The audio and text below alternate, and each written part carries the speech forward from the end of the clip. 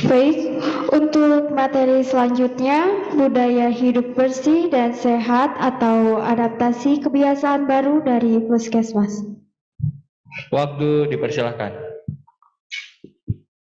Bismillahirrahmanirrahim. Assalamualaikum warahmatullahi wabarakatuh. Terima kasih atas kesempatannya. Perkenalan dulu ya, saya Dr. Rina dari Puskesmas Sangkan Hurip, Kecamatan Katapang. Kebetulan letaknya bersebelahan ya, dekat dengan SMK Mahaputra. Dan sebelah kiri saya adalah siapa? Perkenalkan, saya Fukoto Fadana, petugas promosi kesehatan atau penyuluh kesehatan Puskesmas Sangkan Hurip. Baiklah, kita mulai saja ya. Ini dalam rangka MPLS ya, SMK Mahaputra.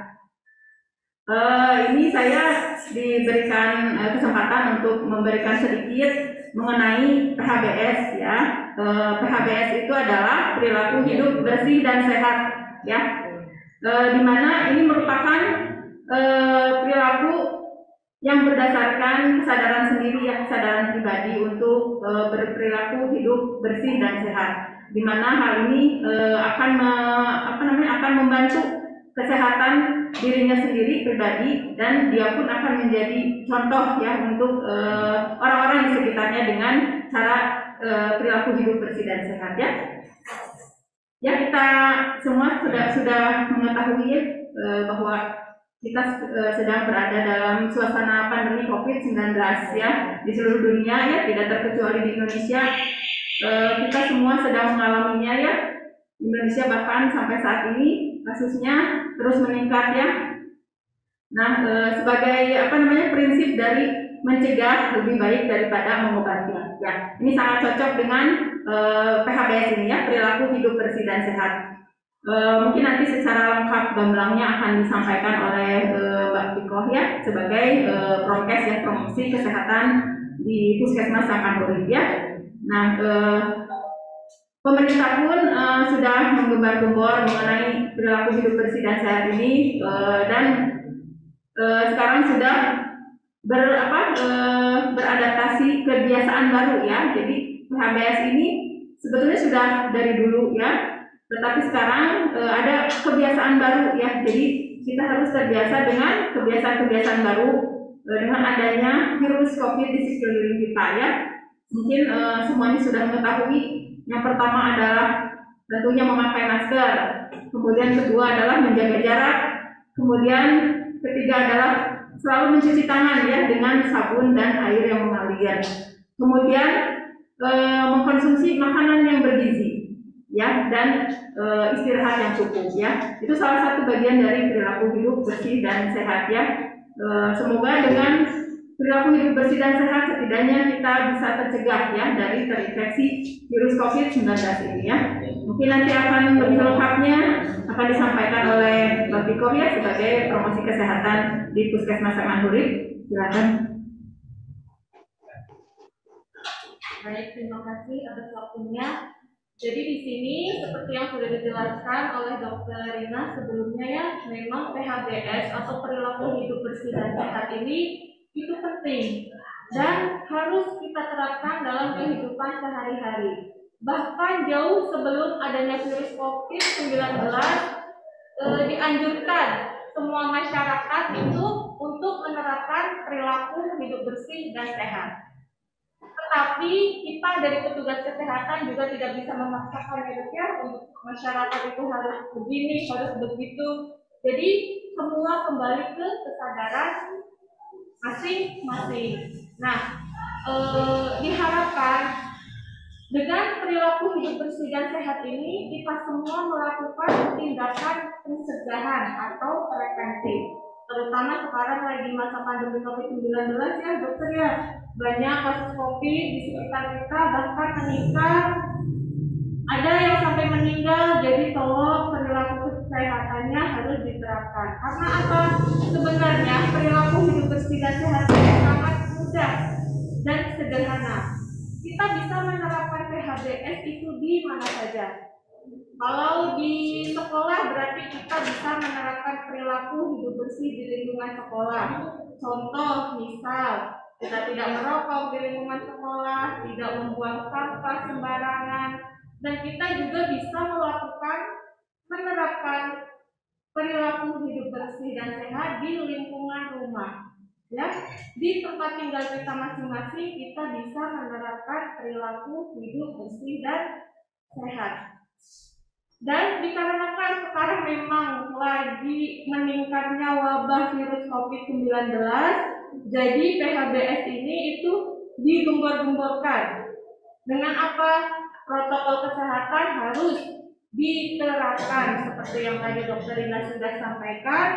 Protokol kesehatan di masa pandemi COVID-19 ini diharapkan semua masyarakat, tidak hanya dari kita petugas kesehatan ya juga, tapi diharapkan semua masyarakat, semua kalangan masyarakat menerapkan perilaku hidup bersih dan sehat dan menerapkan protokol kesehatan. Dimulai dari yang pertama memakai masker. Sekarang kemana-mana harus memakai masker.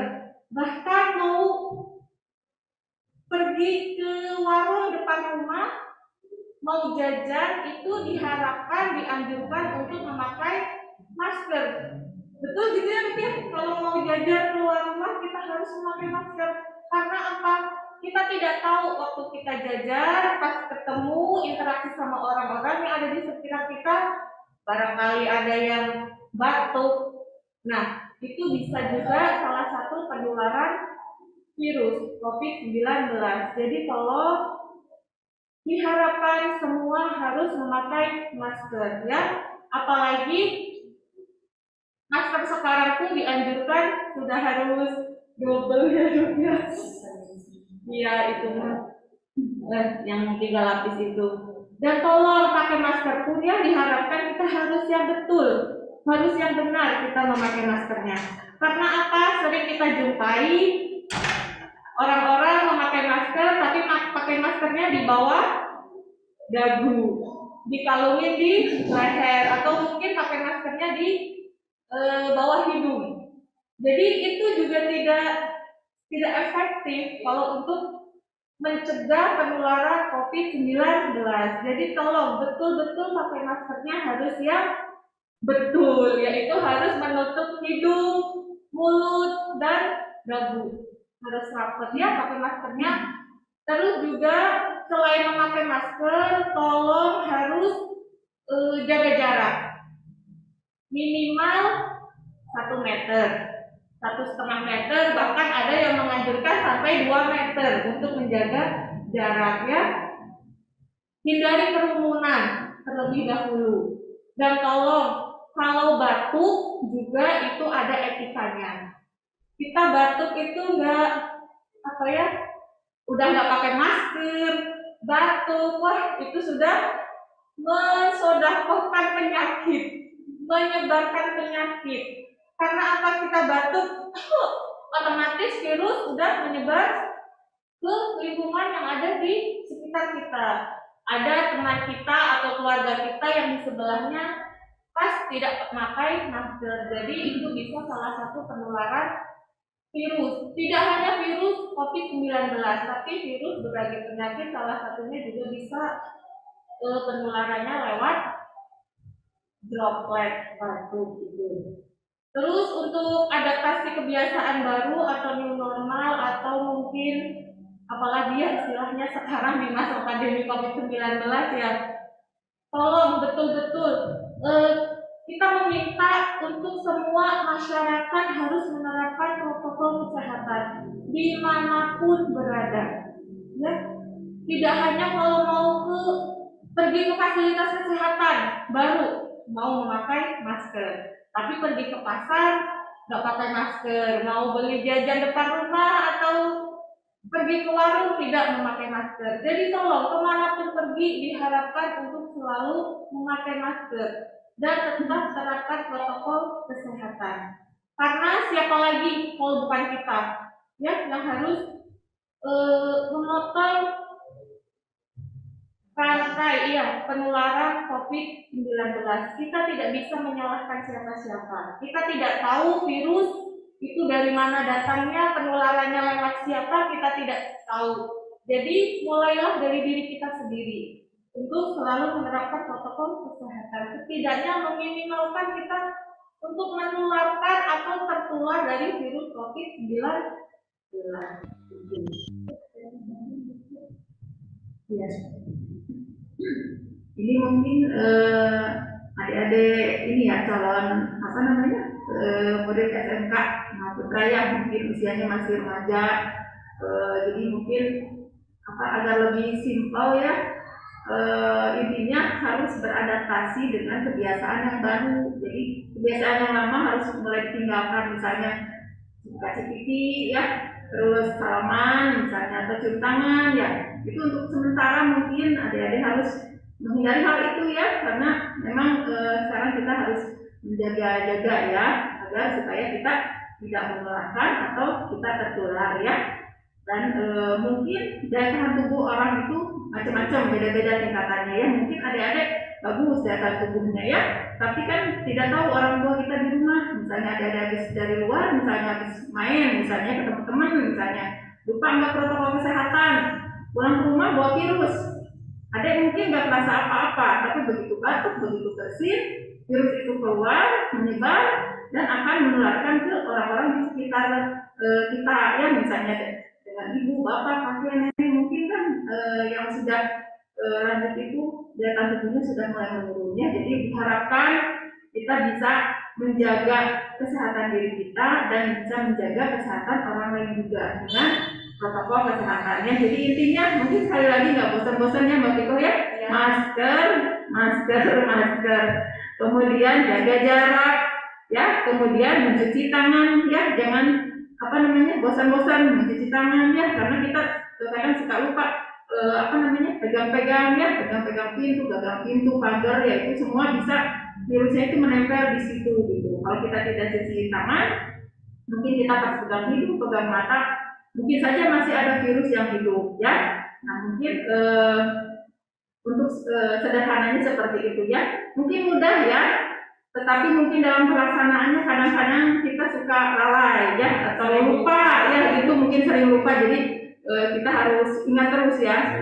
Mungkin ada beberapa mungkin yang pernah mengalami mungkin ya terpapar virus COVID, mungkin bisa merasakan ya bagaimana perasaannya ya.